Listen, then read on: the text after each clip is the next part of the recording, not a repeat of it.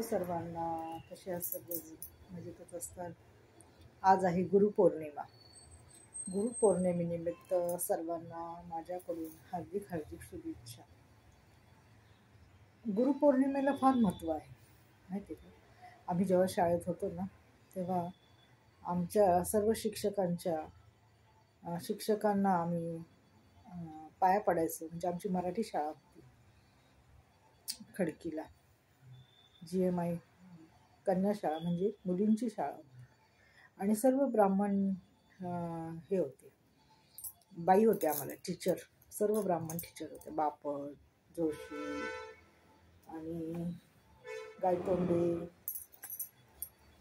असे खूप, भागवत आणि मानकर वगैरे अशा खूप सर्व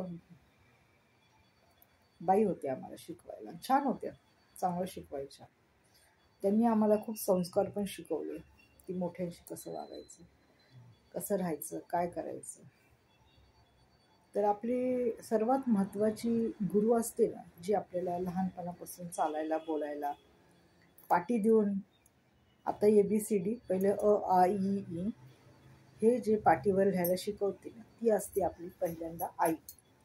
आपली आईच ही आपली सर्वात मोठी गुरु आहे, माहिती आहे का?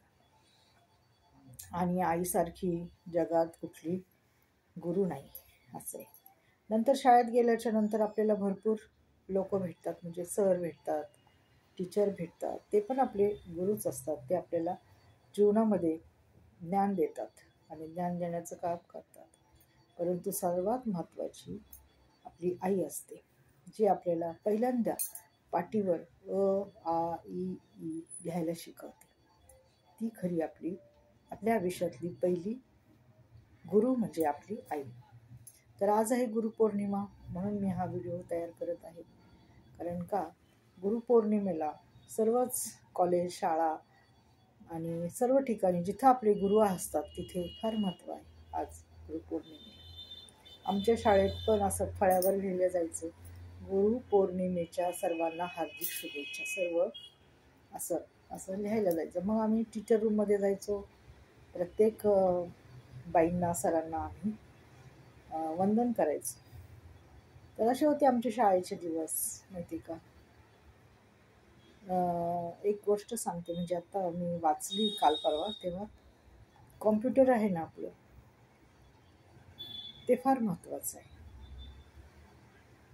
त्याच्यावर आपल्याला आहे ना, आपण मदर बोर्ड असं असतं, म्हणून कॉम्प्युटरला